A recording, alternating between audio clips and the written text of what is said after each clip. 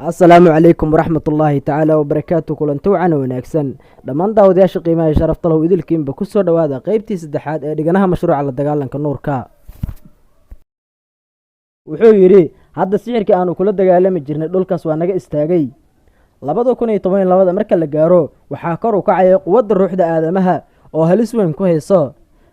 qorshaha aanu ka dhaxlayno awoodda adduunka December 21deeda sanadka 2016 marka la gaadho waxa erg ka soo muuqanayo xidig cusub oo awood badan xidigaasi markuu soo daahiro ma shaqeyn doono qorshe kasta oo aan kaleenahay dhulka Soomaalida dagaalkii hore oo aan qorsheynay waanu fulin doonaa inta aan la gaarin 2016 dhulka Soomaalida waxaanu qorsheynay in shan maamul loo qaybiyo waxaa sidoo kale 1884 aanu miiska soo dhignay in marka la gaadho 2020 aanu dhulka Soomaalida ka sameeyno 10 dawladood oo mid kasta cadow ku tahay tanjaarka la ah halkaas markuu marinayo ayuu joojiyay hadalkii wuxuuna ii sheegay in inta hadhay la isiin doono markaan fuliyo howlgalkii koowaad ee qorshaha gacanta la iga saaray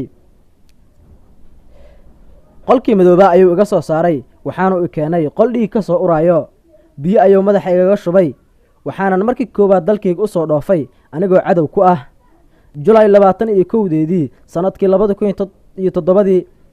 ayaan ka soo degay geeyada Cigaal International Airport ee magaalada Hargeysa cabsi ayaa qalbigayga dabooshay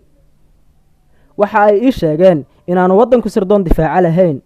qolada qura ee la igala dardaarmay inaan iska ilaaliyo waa qolo ilaalisa wadanka oo suuqa joogta dadkuna aanay aqoon awoodooda iyo wajiyadooda judhiiba laba guri ayaan ka kireystay masalaha iyo jigjiga yar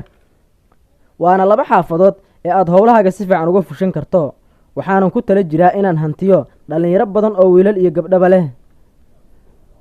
waxaanan ku kasbanayaa lacag indha sarcaad iyo mustaqbal qurux badan oo aan u sawirayo labadaas guri ayaanan kulan walba ugu qabtay fadlan la soco qaybta afraad ee barnaamijka si aad wax badan uga ogaato